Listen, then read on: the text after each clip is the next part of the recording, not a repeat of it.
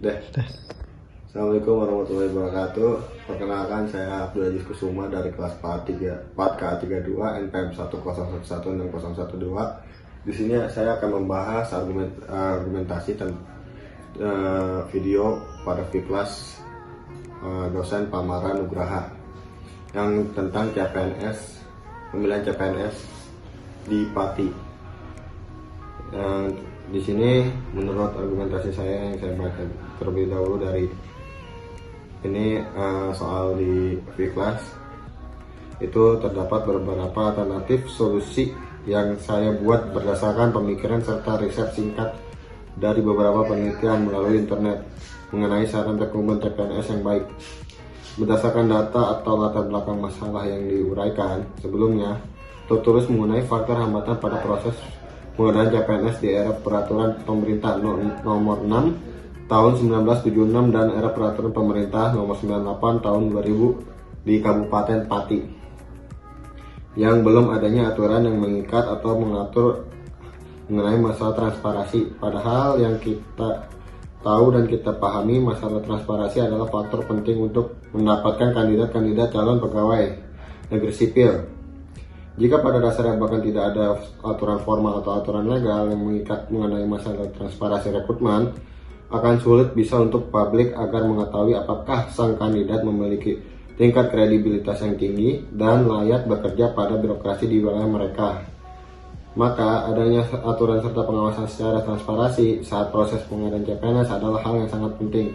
Jadi segala pemilihan tentang CPNS itu harus melakukan proses transparansi secara terbuka agar publik mengetahui kredibilitas para calon CPNS pegawai negeri sipil. Selain itu, tertulis juga pada latar belakang masalah salah satu upaya yang dapat dilakukan oleh birokrasi pihak untuk menganalisis segala bentuk penyimpangan dalam rangka proses penerimaan CPNS adalah merit system. Namun pada salah satu faktor hambatannya, tertulis pula bahwa budaya birokrasi Indonesia cenderung mengarah pada birokrasi yang bapakisme dan patron klien, yang mana artinya birokrasi itu sendiri sudah rusak dan kerusakannya akan memberikan dampak pada para kandidat CPNS. Maka dari itu penulis menyarankan adanya perwakilan dari pemerintahan pusat yang turun tangan untuk melakukan pengawasan ketat pada proses rekrutmen CPNS dan meminimalisir kemungkinan adanya tindak patron klien yang terbentuk pada suatu jaringan informal dalam birokrasi, serta ada proses rekrutmen selesai dan anggota PNS sudah terpilih, maka dibuatkan laporan hasil kerja selama proses rekrutmen secara terbuka. Dari di sini argumen saya dimana kalau ada pemilihan CPNS di daerah harus diawasi dengan pemerintah pusat, pengawasan dari pemerintah pusat agar tidak ada modus dari pakisme atau patron klien yang dimana mengandalkan orang dalam. Dan setelah itu kinerja PNS saya bisa menyarankan selama setahun atau 2 tahun itu harus melalui pengawasan pemerintah pusat agar mengetahui kinerja baik atau tidaknya seorang CPNS yang sudah masuk di pemerintahan. Di lain hal berdasarkan sebuah penelitian dengan judul Proses Rekrutmen Sumber Daya Aparatur Dinas Pendidikan Studi kasus Badan Kepegawaian Daerah Kota Malang, hasil karya Elga Supima Abdullah Hakim dan Endi Fefta Wijaya dari jurusan Administrasi Publik Fakultas Ilmu Administrasi Universitas Brawijaya memberikan beberapa saran yang membantu proses rekrutmen CPNS bisa lebih efektif, efisien, dan adil, yaitu saya bisa bacakan di sini ada 3. Yang pertama, keefektifan.